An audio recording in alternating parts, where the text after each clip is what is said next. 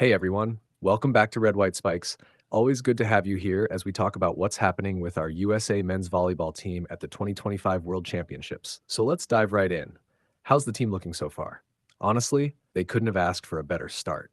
The guys opened up against Colombia, and from the very first serve, you could tell they came in ready to take care of business. They won it in straight sets, 20-25-21, and then a really strong 25-14 to close it out. Um, that last set especially, it was like they hit another gear. Now, I've got to give some shout outs. Ethan Champlin, wow, he led the way with 17 points. That's not just kills, but a really balanced mix. 12 kills, 3 aces, and even a couple of blocks. Talk about filling the stat sheet. Then there's Gabriel Garcia, who chipped in 12 points, and 4 of those were aces. That's the kind of serving pressure that just takes the wind out of an opponent. And Jordan Ewert, rock solid, 11 points, most of them on kills. You can just see the confidence building in this squad.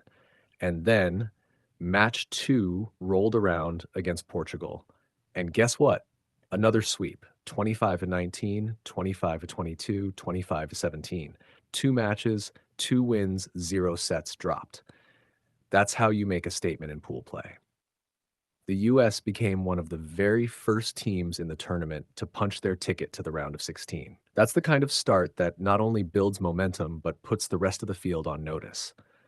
What I love is how balanced this team looks. It's not just about 1 or 2 guys carrying all the weight. Sure, we've got our Olympians like Micah Christensen running the show as captain, and Eric Shoji anchoring the backcourt like he always does.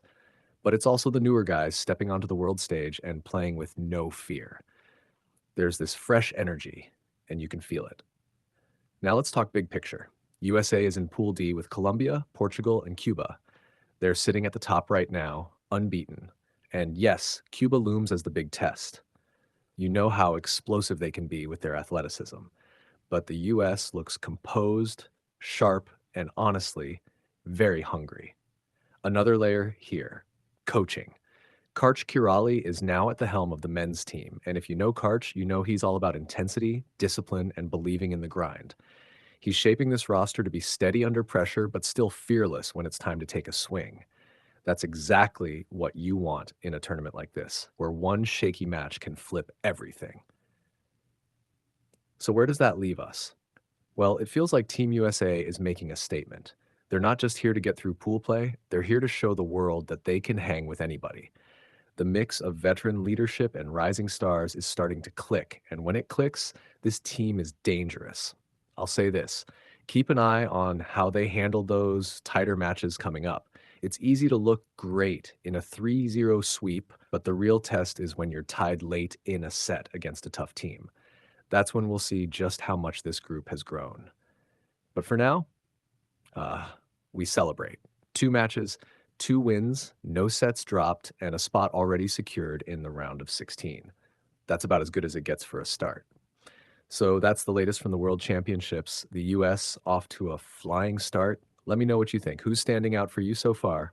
And who do you think could be the big breakout star of this tournament? Thanks for hanging out with me today. Until next time, keep it loud, keep it proud, and keep it red, white, and spikes.